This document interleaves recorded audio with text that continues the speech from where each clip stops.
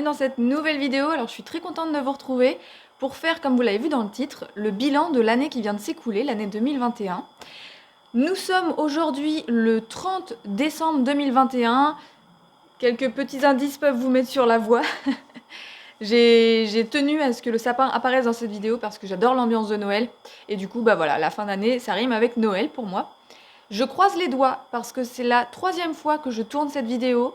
Les 2 fois d'avant, hier soir, le logiciel pour enregistrer tout simplement la vidéo qui vient d'être filmée a planté, donc j'ai perdu mes 2 vidéos. Donc là, je croise les doigts. J'espère que vous n'allez pas être dérangés par le poêle à granulés qui est juste à côté, qui envoie un petit peu d'air chaud. Et du coup, j'espère que ça va pas trop s'entendre dans le micro que j'ai bien incliné vers moi. Voilà, donc encore une fois, je croise les doigts. Donc aujourd'hui, comme je vous disais, je vous retrouve pour faire le bilan de l'année qui s'est écoulée. Une année basée sur mon projet, mon gros projet, le projet dont je vous ai parlé en tout début d'année 2021 justement. Tout a commencé par une vidéo sur YouTube en janvier 2021 où je vous parlais un petit peu du projet que j'avais en tête depuis très longtemps, mais dont j'avais pas parlé à grand monde. Et en fait, l'année 2021, c'est l'année de mes 30 ans et que j'ai eu en avril. Et du coup, ça m'a mis un petit coup de boost. Je me suis dit, là, ma cocotte, c'est maintenant. Il faut se lancer. Et du coup, en faisant cette vidéo, ça m'a mis un petit coup de pied au derrière en me disant, ça y est, t'es pas engagée, mais presque, t'en as parlé, donc maintenant, on va de l'avant. Du coup, ça m'a fait beaucoup de bien de faire cette vidéo. Elle a été très bien reçue sur YouTube par mon entourage, par vous. J'ai eu énormément de soutien et ça, je tiens à vous en remercier parce que vraiment, ça booste et ça motive et ça fait du bien. Du coup, tout au long de cette vidéo, je vais retracer un petit peu toutes les étapes de cette année. Donc ça commençait donc par cette petite vidéo, je vous présentais mon projet. Ensuite, en tout début d'année, j'ai contacté la chambre d'agriculture de mon département, donc Indre-et-Loire, en leur parlant de mon projet de création d'élevage de chèvres angora pour produire de la laine mohair. Donc ils m'ont convié à suivre le PAI, donc c'est le point accueil installation. Donc j'y suis allée accompagnée de mon chéri, j'ai eu la chance de pouvoir être accompagnée, donc c'était vraiment très important parce que je suis une grande angoissée et tout ce qui est comme ça administratif, et puis en plus là je me mets une bonne pression pour ce projet, donc du coup ça me faisait du bien d'être accompagnée et comme ça j'ai toujours peur de mal comprendre et tout, donc là ça me rassurait. Et puis lui, ça l'investit un petit peu parce que ça l'intéresse aussi, donc voilà. Donc nous sommes allés tous les deux à ce PAI, on était un petit groupe à avoir tous, en fait on était tous porteurs de projets, plein de projets complètement différents, et en fait on a reçu plein d'informations très générales sur les activités agricoles et ce que la chambre d'agriculture peut faire pour nous en termes de soutien et d'accompagnement. Du coup, suite à ce PAI, j'ai eu un entretien avec une conseillère qui m'avait été attribuée, ma conseillère personnelle. Du coup, voilà, j'ai fait cet entretien qui a été court à mon goût et comme vous avez certainement vu dans une de mes vidéos, hein, j'étais un petit peu déçue par cet entretien. En fait, il n'y avait pas de souci pour que je présente mon projet, mais la personne en face de moi ne connaissait pas du tout. Ça, c'est une chose. Mais elle ne s'est pas du tout intéressée avant de me rencontrer. Donc en fait, elle me dit, oui, j'ai vu que vous vouliez faire de la laine mouchoir. J'ai dit, bah non, de la laine mohair. Ah oui, oui, d'accord, je connais pas du tout. Et en fait, moi je m'attendais vraiment, j'attendais de la chambre d'agriculture qui m'aide à trouver toutes les données qui me manquaient, à vraiment m'accompagner jusqu'à la création. Et là, j'ai rapidement vu qu'elle allait pas pouvoir faire grand chose pour moi. Voilà. Du coup, je suis repartie de ce rendez-vous un petit peu dépitée, un petit peu démoralisée. Et je me suis dit, écoute, parce que ça fait quand même des années que j'y réfléchis à ce projet. Et du coup, en sortant de ce rendez-vous, je me suis dit, j'ai eu envie de baisser les bras. Et puis c'est là que l'entourage est très important parce que j'ai été reboostée, mon chéri, mes amis. Petite intervention de Maki, j'ai monté sur mes genoux. Donc voilà, heureusement que j'ai été bien entourée parce que bien des fois j'ai voulu baisser les bras. Ensuite nous arrivons rapidement au mois d'avril, et le mois d'avril il y avait le jour J de mes 30 ans. Donc j'ai eu 30 ans le 21 avril, et ce jour-là mon chéri m'a dit « Viens, on monte en voiture et on va faire les courses ». Ok. Et en fait il est passé par plein de petites routes que je ne reconnaissais pas pour m'emmener à un élevage que j'avais déjà visité et dont je connaissais les éleveurs parce qu'on avait discuté ensemble. Ils ont répondu à toutes mes questions sur le métier et tout ça. Donc on était déjà allé leur rendre visite. Et du coup, arrivé là-bas, je me suis dit, mais qu'est-ce qui se passe? Est-ce qu'il va m'offrir des animaux? Et c'était bien ça, il m'a offert Mistral, donc le bouc reproducteur de mon futur troupeau. Donc j'ai fait la rencontre de Mistral qui était pleine d'émotions. Cette journée-là, j'étais remplie d'émotions parce que c'était... au-delà de la rencontre avec Mistral, qui est un amour et que j'aime déjà beaucoup, du coup, c'était vraiment me mettre le pied à l'étrier et vraiment j'ai eu le sentiment que ça concrétisait mon projet en fait et je me suis dit allez on y va. Du coup on a ramené Mistral à la maison, donc on l'a mis avec nos chèvres naines, ça s'est très bien passé et du coup voilà il a passé tout l'été avec les chèvres naines. À chaque fois que je les voyais dans le terrain, je me disais oh là là ça y est mon rêve s'est réalisé. J'avais du mal à réaliser que ça y est j'avais un bouc angora dans mon jardin. En fait depuis que j'ai ce projet de chèvre angora, j'en ai pas vu beaucoup en fait des chèvres angora. Je me suis beaucoup intéressée au métier d'éleveur de chèvre angora, mais j'ai pas eu l'occasion de voir beaucoup d'animaux. Et parce qu'on n'en voit pas partout, hein. Et du coup d'en voir un dans mon champ, je me disais ça y est j'y suis, je ne rêve pas. Et voilà, il est adorable, il est beau, il est super. D'ailleurs, comme je viens de parler de mon anniversaire, j'en profite ici pour remercier toutes les personnes qui ont participé à me soutenir dans ce projet au moment de mon anniversaire, parce qu'il y a une cagnotte qui s'est faite avec mon entourage. Et du coup, j'ai reçu de l'argent à ce moment-là que j'ai mis de côté et qui servira uniquement à ce projet, parce que mon anniversaire, j'avais dit, c'est uniquement pour le projet, pour me permettre d'avancer. Et du coup, ça m'a permis d'avancer puisque c'est ce qui a financé l'achat de 4 femelles dont je vais vous parler en fin d'année. Et donc voilà, pour ça, merci beaucoup. Et puis au-delà de l'aspect matériel, financier, et bien c'est vraiment de se sentir soutenu dans le projet qui fait vraiment chaud au cœur. Donc merci beaucoup, très sincèrement. Ensuite, nous en étions donc avril, le printemps. Nous avons eu l'occasion d'aller visiter une ferme que j'avais repérée depuis un bout de temps dans le Poitou. Donc moi je vous dis, je suis en Indre-et-Loire, donc le Poitou c'est vraiment juste en dessous. En fait, c'est une ferme, donc un élevage de chèvres angora, qui est tenu par une éleveuse qui un petit peu le même profil que moi, c'est-à-dire qu'elle est à temps partiel sur l'élevage et dans un boulot de la fonction publique. Et du coup, c'était un petit peu le profil qui ressemblait le plus au mien. Et donc ça m'intéressait beaucoup de discuter avec elle sur tout ce qui était les statuts, les cotisations, les déclarations, enfin voilà. Toutes ces choses-là qui sont... Parce qu'en plus, la fonction publique, c'est pas si simple. Donc voilà, ça m'intéressait beaucoup de la rencontrer. Et donc, j'y suis allée avec mon chéri, encore une fois, j'ai été accompagnée. De toute façon, vous allez voir que tout au long de ce parcours, il est toujours présent et il contribue énormément à l'avancée de ce projet. Il me motive, c'est lui qui est auprès de moi tous les jours et qui me motive parce que moi, j'ai tendance à rarement être satisfaite et contente de moi. Et du coup, j'ai de la chance de l'avoir. Donc, nous sommes allés rencontrer ces éleveurs. On a été accueillis vraiment de manière très généreuse. En fait, on a passé, je pensais y passer 1 heure ou 2, on y a passé tout l'après-midi. On a vraiment pris le temps de discuter, d'approfondir tous les sujets qui m'intéressaient. On a pu passer du temps aussi avec les animaux, voir les aménagements, voir les différents terrains, les différents types de clôtures, les produits vétérinaires. Enfin, vraiment, on a tout épluché de A à Z et on voyait vraiment qu'ils avaient plaisir à partager et donc c'était vraiment une très bonne rencontre. D'ailleurs, suite à cette rencontre, en fait, l'éleveuse est présidente de l'Association nationale des éleveurs de chèvres angora et c'est une association que je connaissais déjà.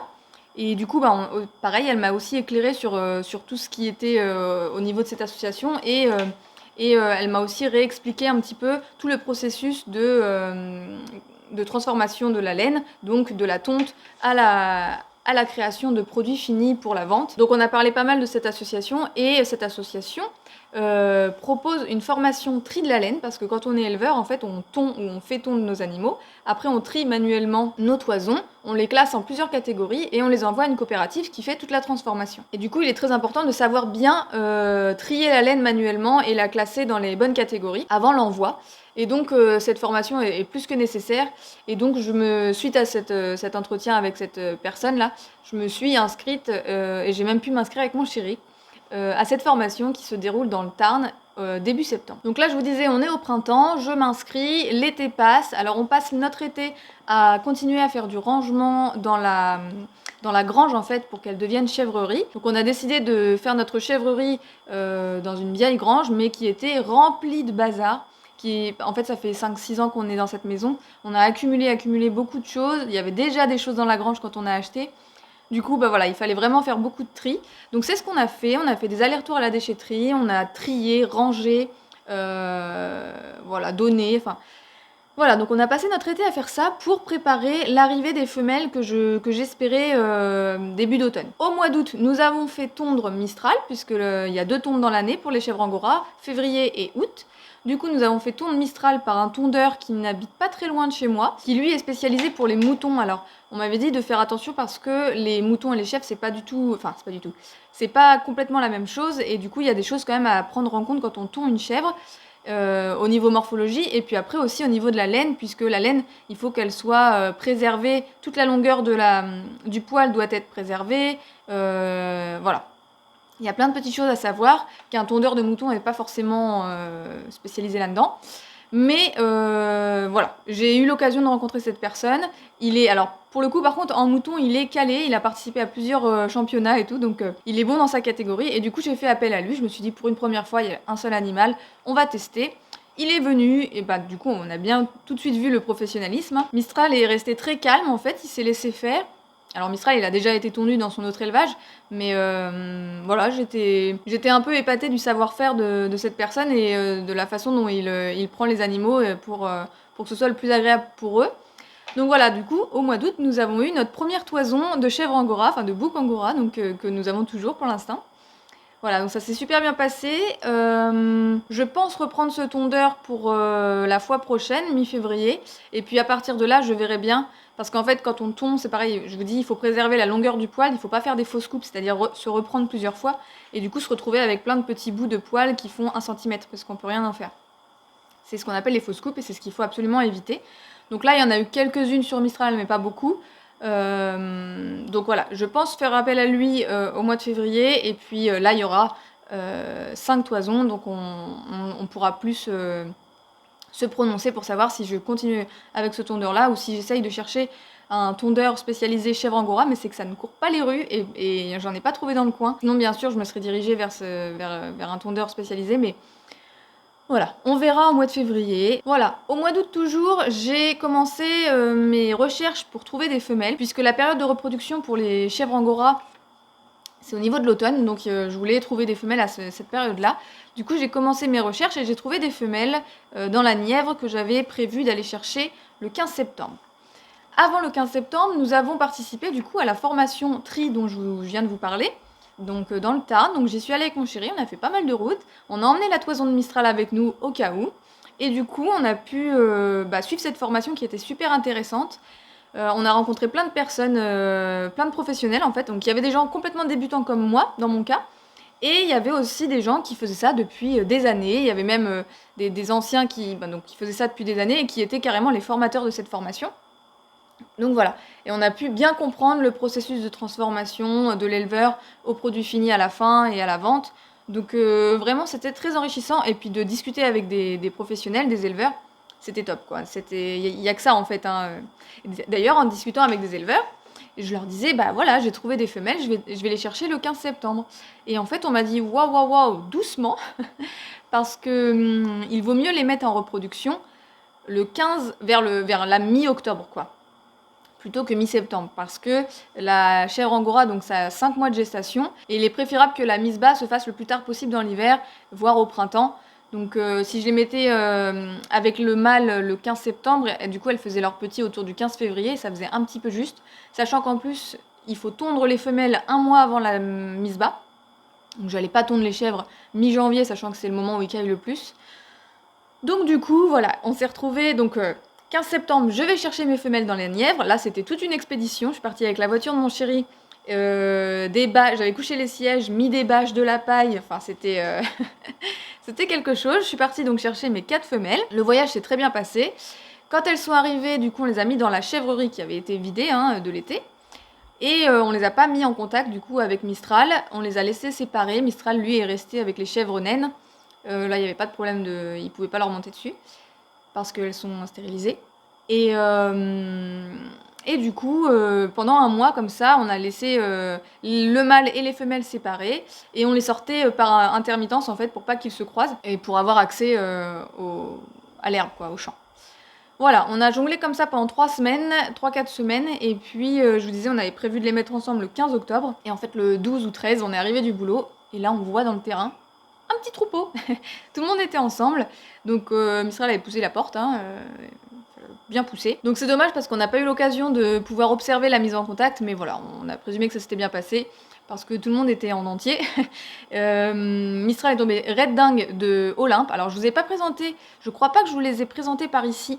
Je vous ai présenté sur Instagram chaque chèvre individuellement, mais pas ici. Donc pour résumer très brièvement, nous avons Olympe qui est la plus dominante, celle qui a du caractère, qui se laisse pas faire, qui est grande et costaude. Nous avons Origami qui elle a une histoire un petit peu particulière parce que quand elle était petite, sa mère ne l'allaitait pas correctement et du coup l'éleveuse avait aussi des chèvres laitières, des chèvres alpines et du coup à chaque traite, elle prenait la petite Origami et elle la posait sur le quai de traite et Origami allait téter une autre chèvre.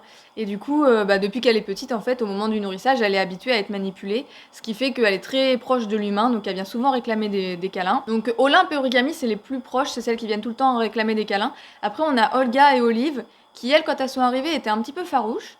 Et puis, plus le temps passe, plus Olive, elle, est très demandeuse de câlins et elle se pose devant nous, elle bouge pas en attendant qu'on la caresse. On a encore Olga qui est un peu plus réservée, mais voilà.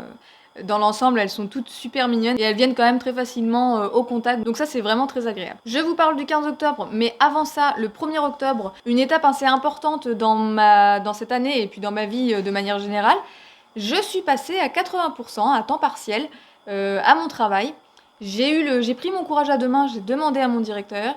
Ça s'est bien passé. Et donc, depuis le 1er octobre, j'ai une journée par semaine de temps libre chez moi où je peux du coup la consacrer à mes animaux et à ce projet.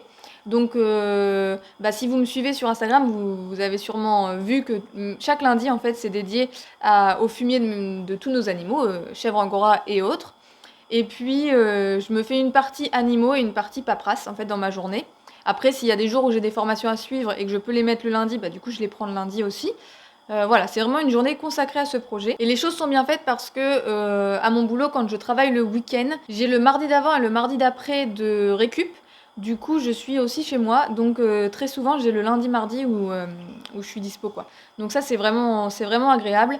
Et en plus de me libérer du temps, du coup, pour ce projet, je vous avoue que moralement, ça me fait du bien. Parce que même si j'aime énormément mon métier et j'aime énormément les animaux dont je m'occupe là-bas, j'avais besoin de temps pour moi, de temps pour penser à autre chose, parce que ça fait 10 ans que je travaille dans cette entreprise et voilà, c'est pas tous les jours facile, et donc j'avais besoin de m'écarter un petit peu de tout ça. Et une journée par semaine, c'est pas beaucoup, mais c'est déjà pas mal. Donc même si je perds un petit peu d'argent en étant à 80%, je trouve que ça vaut le coup et je regrette pas du tout mon choix. Depuis la fin octobre, début novembre, la Chambre d'agriculture a ressurgi, m'a contactée parce que j'avais fait, au printemps aussi, j'avais eu un rendez-vous pour établir un PPP. Donc en fait, il y a vraiment tout un processus dans la Chambre d'agriculture. Donc on commence par le PAI, point d'accueil installation. Rendez-vous personnalisé avec une conseillère, un rendez-vous où on établit un PPP, donc un plan personnel de professionnalisation que j'ai fait. Et alors très souvent, ce PPP est utile pour les jeunes agriculteurs qui font une demande d'aide en fait. Mais alors c'est pas mon cas parce que moi je rentre pas dans toutes les cases, donc je vais pas faire de demande d'aide. Mais on m'a conseillé quand même de suivre ce processus de PPP mais ça allait pouvoir me faire bénéficier de formation. Donc à l'occasion de ce PPP, j'ai fait des demandes de formation qui ont été acceptées. Et donc fin octobre, début novembre, on m'a proposé de faire les formations que j'avais demandées. Donc c'était parfait. Bon alors on a été coupé parce que il y avait plus de place sur la carte. Mais cette vidéo c'est laborieux. Donc je vous disais, fin octobre, début novembre, j'ai été rappelée par la Chambre d'agriculture pour participer aux formations que j'avais demandées. Donc il y avait dans ces formations chiffrer mon projet et études de marché. Ça c'était les deux principales. Donc j'ai suivi ces deux formations. Donc chacune se faisait sur 2 jours. Donc chiffrer mon projet. Le concept, c'était, il nous donnait en fait les outils pour tout calculer, pour pouvoir penser à tout. Il nous donne pas toutes les données, mais par contre, il nous donne un tableau Excel préconçu en fait, où on rentre tous nos données. Donc si il nous manque des données, on s'en rend compte à ce moment-là, puisqu'il y a des cases faites pour. Donc c'est à nous d'aller chercher les informations auprès des éleveurs, sur internet, enfin un peu partout, auprès des associations et choses comme ça. Et après, on rentre toutes nos données, on rentre nos chiffres, et du coup, à la fin, ça nous donne un prévisionnel sur 5 ans qui nous dit un petit peu si notre projet va être rentable. Donc, moi, j'ai fait tout ça. À la fin, j'ai eu le résultat, et le résultat était pas top. En fait, mon prévisionnel disait qu'au bout de 2 ans, j'allais arrêter de perdre de l'argent, et au bout de 5 ans, la 5e année, j'allais gagner 3 000 € à l'année. Donc 3 000 € à l'année, c'est pas un salaire de 3 000 € chaque mois, c'est 3 000 € sur toute l'année. Ce qui fait que, bah, impossible de me dégager un salaire chaque mois. Et c'est même pas assez, j'ai plus le calcul en tête, mais j'avais regardé, il me semble, c'est même pas assez pour rembourser ce que je perds actuellement à mon travail en étant à 80%. Et je vous avoue que dans 5 ans, j'aimerais être à moins de 80%, hein, limite 50%, ça m'irait. Donc voilà, ça colle pas trop avec ce que j'ai envie. Du coup, je vous avoue que je suis ressortie de cette formation un peu le moral dans les chaussettes. Mais bon. Après, le formateur m'a dit re-rentre tes chiffres parce que pour lui, mes frais alimentaires étaient trop gros. Il fallait que je revoie mon alimentation. Et c'est vrai qu'en plus, j'ai un peu tout gonflé par peur d'être trop juste et que du coup, ça me donne un faux résultat. Du coup, j'ai un peu tout gonflé. Mais à force de tout gonfler, du coup, ça m'a aussi donné un faux résultat. Et aussi, il m'a conseillé de revoir mes prix de vente puisque, du coup, comme j'ai peur de pas réussir à vendre, j'ai mis des prix pas très élevés. Et du coup, voilà, selon lui, je peux mettre plus haut. Donc voilà, il y a un réajustement à faire. Bon, c'est pas ce qui va changer les résultats considérablement, mais au moins le résultat sera plus juste. Donc ça, il faut que je le fasse. Voilà. Et ensuite, j'ai eu la formation études de marché, où là, la formatrice était super. Tout le monde l'a bien aimée parce qu'elle était vraiment top, elle était passionnée, elle était compétente dans son domaine. Et du coup, études de marché, donc c'était étudier le marché pour que je puisse vendre, donc autour de chez moi, et après sur une échelle un peu plus grande comme la France. Voilà, il y en a qui peuvent s'étendre un peu plus loin, moi c'est pas l'objectif. Donc voilà, avec elle on a étudié toutes les techniques de vente possibles et elle nous a surtout aidé à bien cibler notre clientèle pour pas faire d'erreur et être sûr d'avoir des clients. Donc, enfin être sûr, rien n'est jamais sûr, mais en tout cas elle nous a donné des bons outils que je garde en tête, que j'ai gardé en note dans mes papiers. Et après ça c'est une formation qui va m'être utile pour toujours parce que en fait c'est quelque chose qu'on doit faire en continu, on doit se tenir au courant de toutes les nouveautés, de toutes les tendances, de les couleurs, les modèles, les choses comme ça. Donc c'est vraiment très important. Les goûts des gens en fait qui évoluent aussi en fonction des années quoi, des générations. Donc voilà, il y a plein de choses et c'était vraiment très intéressant cette formation. Voilà pour les 2 formations que j'avais demandées. Et ensuite, en décembre, on m'a aussi contacté pour faire le stage 21 heures, ils appellent ça. En gros, c'est une formation qui se fait sur 3 jours, où là, ça concerne plus la création d'entreprise.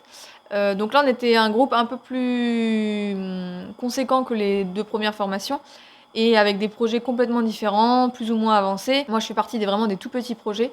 Et du coup, ça parlait de la création d'entreprise. Donc, il y a pas mal d'intervenants qui sont intervenus.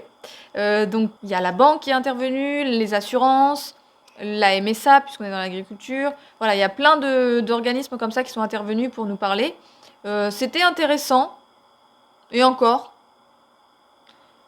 Franchement, là-bas, j'ai eu l'impression de perdre mon temps parce qu'en fait, c'était tellement général que c'est des infos qu'on nous a données déjà au PAI et on rentrait pas du tout assez dans les projets des gens. Comme c'était très général, en fait, ça m'a pas spécialement aidé et j'ai eu l'impression de perdre mon temps. Après, le point positif qu'il faut quand même, il faut quand même que j'essaye de trouver des points positifs, c'est qu'en fait, ça m'a refait penser à plein de choses auxquelles je dois penser.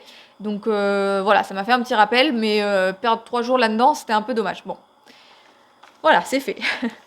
Donc normalement, je pense que maintenant, j'ai plus grand-chose à faire avec la chambre d'agriculture. Je verrai s'ils me rappellent, mais je pense qu'ils ont donné tout ce qu'ils pouvaient donner. Et maintenant, c'est à moi de continuer mon chemin toute seule. Donc voilà, maintenant, on arrive au mois de décembre. C'est terminé, l'année est terminée.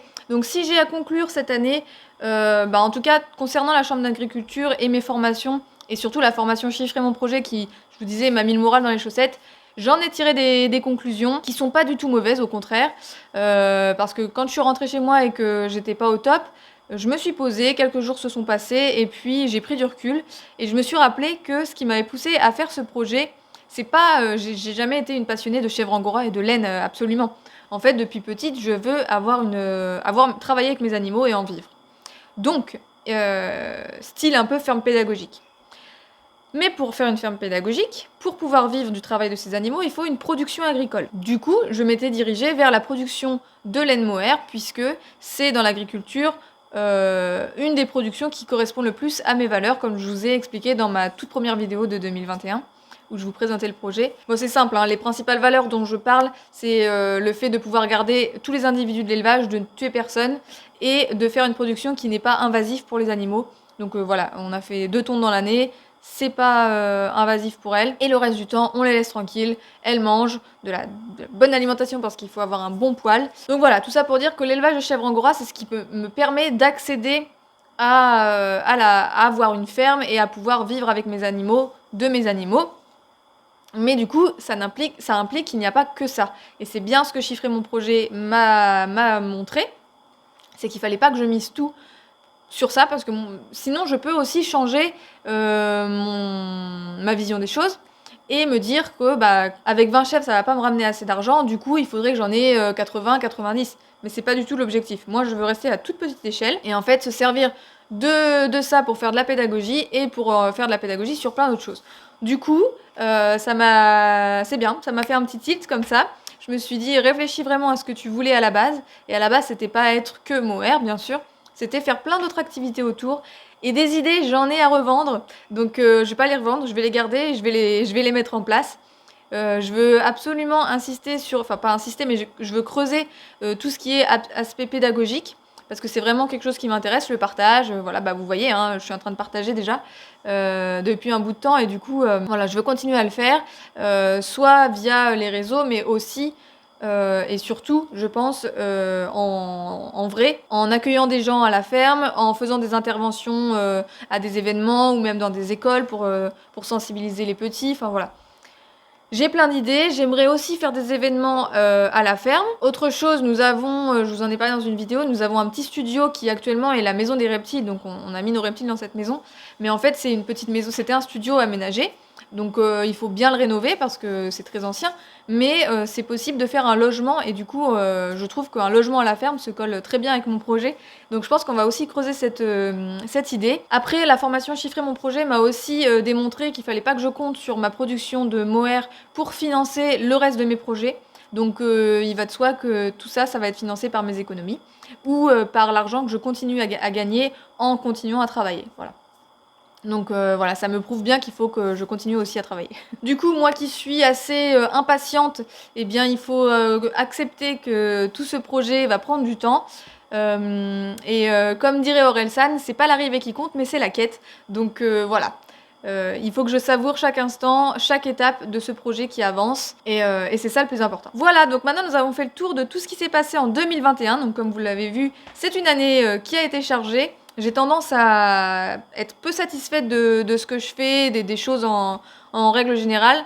Et en fait, le fait de m'être posée devant une feuille et un crayon et le fait d'avoir écrit tout ce qui s'est fait pendant 2021, eh bien, je me suis rendu compte de tout ce qui s'était fait et j'étais un petit peu fière de moi. Je suis contente en tout cas. Voilà. Donc maintenant, on va aller de l'avant. On va regarder tout ce qui est prévu pour 2022. Alors, j'ai fait une petite liste, mais bien sûr qu'il y a 15 000 autres choses à faire. Et je ne suis pas rentrée dans les détails, mais très grossièrement, tout ce qui nous attend pour 2022. Donc déjà, comme je vous parlais de mes deux formations, Chiffrer mon projet et études de marché, ces deux formations-là, comme je vous disais, elles sont pas terminées complètement. Enfin, elles sont pas terminées. Le travail n'est pas complètement terminé. Chiffrer mon projet, il faut que je reprenne les vrais chiffres et que je les re-rentre dans les cases pour que voilà, ça me parle vraiment.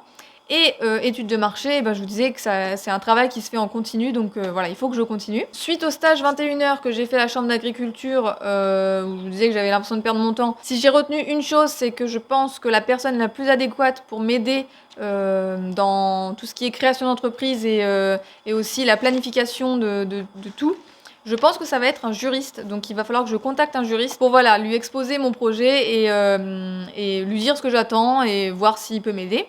Donc je vais faire ça, je vais contacter un juriste. Je vais aussi contacter la MSA pour qu'il m'éclaire un petit peu sur ma situation vu que je suis à temps partiel, 80%, patati patata.